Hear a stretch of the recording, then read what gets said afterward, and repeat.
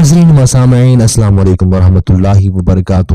آج ہم ذکر کریں گے ایک ایسی شخصیت کا کہ جن کے جنازہ میں جبریل امین کے علاوہ 2000 فرشتے بھی حاضر ہوئے۔ جی ہاں، آپ تجسس میں ہوں گے کہ وہ کون سی ایسی شخصیت ہے کہ جن کے نماز جنازہ میں فرشتوں کی 2 صفیں بنی، اور اس کے علاوہ وہ کون سا ایسا عمل تھا جس کی وجہ سے اس شخصیت کو یہ مقام اور مرتبہ ملا۔ جب ان کا انتقال مدینہ منورہ میں ہوا، حضور علیہ الصلوۃ والسلام مقام تبوک میں تھے۔ جبریل امین علیہ الصلوۃ والسلام مقام تبوک میں اتر کر دربار رسالت میں حاضر ہوئے اور عرض کیا، یا رسول اللہ صلی اللہ علیہ وسلم، آپ کے فلاں صحابی کا مدینہ منورہ میں انتقال ہو گیا ہے اور ہمارے لیے مناسب ہے کہ ہم لوگ ان کی نماز جنازہ پڑھیں۔ حضور علیہ الصلوۃ والسلام نے فرمایا کہ ہاں، بے شک ضرور ہم لوگ نماز جنازہ پڑھیں گے۔ پھر حضرت جبریل علیہ الصلوۃ والسلام نے اس قدر زور سے اپنا بازو زمین پر مارا کہ تمام شجر و حجر، ٹیلے اور پہاڑیاں ہلنے لگیں اور تمام حجابات اس طرح اٹھ گئے۔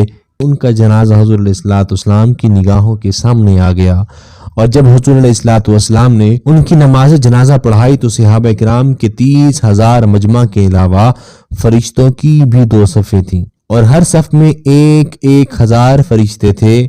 ایک روایت کے مطابق ہر صف میں 60,000 فرشتے تھے۔ نماز کے بعد حضور علیہ الصلوۃ والسلام نے جبریل علیہ الصلوۃ والسلام سے پوچھا کہ اللہ تعالیٰ نے میرے صحابی کو اتنا عظیم مرتبہ کیسے عطا کیا، کس عمل کی وجہ سے عطا فرمایا؟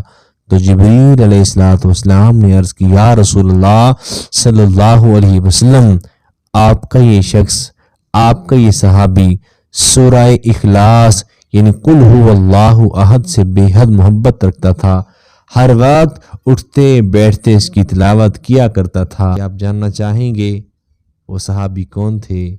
حضرت معاویہ بن مکرم رضی اللہ تعالی عنہ تھے۔ ہمیں بھی چاہیے کہ ہم بھی سورہ اخلاص کی اٹھتے بیٹھتے چلتے پھرتے سورہ اخلاص کی تلاوت کرتے رہیں۔